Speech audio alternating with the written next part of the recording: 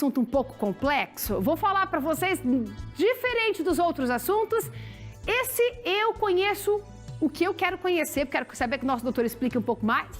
Porque, na verdade, o que a gente vai falar aqui, ele pode ser complexo, um pouco trabalhoso de entender, mas quando o profissional vai explicar para a gente, tirar todas as nossas dúvidas, fica muito mais claro do que a gente entender sobre algo que a gente nunca falou na nossa vida, mas que, de fato, interfere diretamente na vida das pessoas. E ele tem um nome, são as licitações públicas.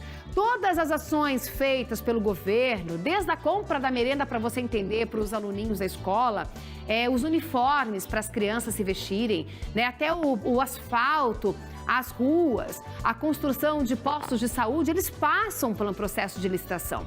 É assim que a prefeitura, né, o governo estadual e a federal, eles conseguem atender as demandas e os anseios da população. Então, para explicar um pouquinho para a gente como que funciona esse processo, hoje nós convidamos pela primeira vez o nosso advogado, ele que é especialista em licitações e também contratos, João Massago. Seja bem-vindo, doutor! Coisa boa! Obrigado. Satisfação em ter você aqui. Muito obrigado. Fique à vontade. E a primeira coisa que eu perguntei pro doutor é, doutor, a gente não vai falar doutorês hoje não, né? Não, hoje não. Você hoje falou não. pelo... Hoje é tranquilo. Não, na verdade, hoje você não fala assim, né, doutor? Não, porque a gente trabalha muito com empresas, né, Ju? Então, a gente precisa demonstrar para eles o que é a licitação. E não é esse mundo tão complexo. Ah, é? É o dia a dia. Ah, então por que a gente acha que é tão complexo assim? Porque é muito burocrático. Você já esteve no lado de lá por achar que era complexo? Eu trabalhei 6 anos do lado de lá e eu vi como é que era. E agora eu tenho ajudado as empresas a participar. Mas mais do que isso, a população entender que isso faz parte do dia a dia, porque são os nossos impostos. Todos os impostos que nós pagamos são revertidos para o poder público e ele adquire todos os bens ou qualquer contratação de serviço através de licitação. Então, por exemplo, a hora que você vai lá no postinho de saúde, o remédio que está lá foi adquirido através de licitação. Nossa. A hora que você vai no banheiro, no postinho de saúde, o papel que está lá também foi adquirido. Também. Tudo foi adquirido através de licitação. Então, a gente precisa entender isso para saber onde está sendo gasto o nosso dinheiro. Porque muitas vezes são licitações com volumes grandes que a gente ouve, milhões de reais. É porque a gente já ouviu, não é só eu, acho que o doutor também. Ai, nossa, licitações fraudulentas. Aí não publica no Diário Oficial, ou se publica, faz... Sabe como? A população, ela quer ter a informação, ela tem esse anseio. Mas, às vezes, a gente não sabe o que chega pra gente como verdade. Sim. Dá medo. Quando a gente fala que por ser complexo, é isso. É o medo da gente saber o que é realmente, o que estão fazendo com o nosso dinheiro. Sabe aquela coisa? Isso da gente é importante. Pensar? Hoje estamos na era da transparência. Está tudo no portal de transparência. Então, tudo que o governo gasta com licitação está lá escrito. Para quem gastou, para quem foi pago, quanto foi pago, o que foi adquirido. Então, por exemplo, nós tivemos aqui em Maringá algumas situações que atingiram, né, o nosso público, que foram os uniformes, que não foram entregues, porque a prefeitura agiu corretamente, porque ela adquire um produto, ela paga aquele produto, se aquele produto não chega da maneira que a prefeitura licitou, não pode receber. Tem que Foi devolver. isso que eles fizeram, devolveram, porque a gente está gastando dinheiro público, então a gente não pode adquirir diferente do que entregar a gente contratou. qualquer coisa para a população. Até porque, Ju, é uma disputa, não sei se alguém sabe como é que funciona uma licitação. Inclusive, me explica um pouco mais. A licitação, assim, primeiro, todo mundo pode participar. Qualquer empresa legalmente constituída no país pode participar, qualquer empresa. Tá. Só que hoje somente 10% delas participam. Por quê? Não tem conhecimento, tem aqueles mitos de que tem corrupção, de que a prefeitura não paga, de que são sempre os mesmos. Isso hoje em dia tem mudado. Então, hoje em dia são as mesmas porque quem já participa, continua participando porque está ganhando dinheiro. Está prestando um serviço, está ganhando dinheiro e continua participando. E as demais acabam não sabendo que tem as licitações. Entendi. Por exemplo, se eu tenho um serviço para poder prestar para a comunidade, mas eu preciso passar pela licitação. Vamos dizer assim que eu também tenho uma fábrica de tecido, posso fabricar uniformes também. Vou dar um exemplo. Eu preciso ter um CNPJ, como que funciona? MEI pode participar. O MEI? Então, o MEI pode participar. Obviamente, se ela ganhar uma licitação muito alta, ela vai desenquadrar, porque é até 81 mil reais, mas eu abro um MEI, eu posso participar da licitação. Tem algumas regras, a burocracia como estamos pegando dinheiro público, não podemos estar devendo para o poder público.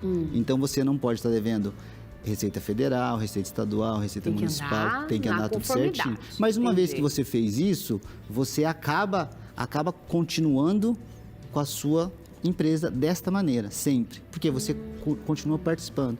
E assim, o pessoal não sabe, mas hoje são mais de 34 mil unidades que fazem licitações. Imagina, a gente pensa em Maringá, mas aqui em Maringá a gente tem a UEM, a gente tem o Hospital Universitário, a gente tem a Copel, a Sanepar, o aeroporto. Meu Deus. Então, assim, é uma infinidade. A Câmara Municipal. Então, isso a gente está falando só de Maringá. Então, se você joga isso para o Brasil inteiro, é um mundo gigantesco. Você acredita? O doutor estava explicando hoje. Sabe aquele cafezinho quando você vai bater um papo com o prefeito? Licitação. Sabe aquele pãozinho francês que as crianças comem até hoje, o dia do pão francês? O doutor falou assim, quantos pãezinhos, doutor? E falar nisso? A prefeitura licita porque ela licita para o ano inteiro, mas foi mais de R$1 milhão em pão, em panificação. Então foram bolinhos, sanduíches. Então, assim, para disponibilizar quando for necessário. Então, por exemplo, vai ter uma reunião lá na prefeitura onde vão as pessoas de fora.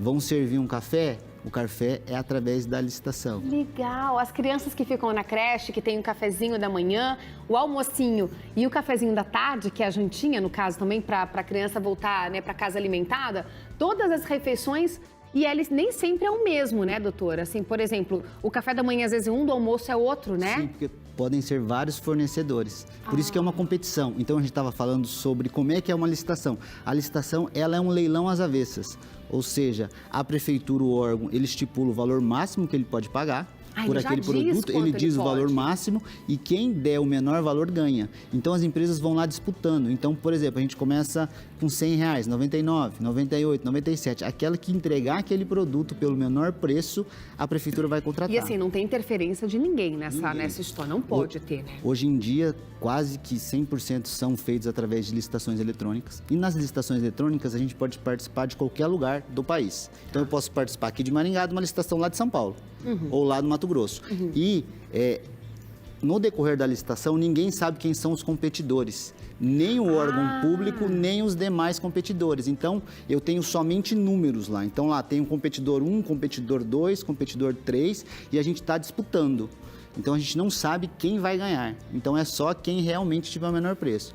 E Maringá, para fomentar o comércio aqui da região, porque é melhor a gente ter o pãozinho daqui do que de fora. Com certeza, ou ter a manutenção do né? ar-condicionado daqui do que de fora.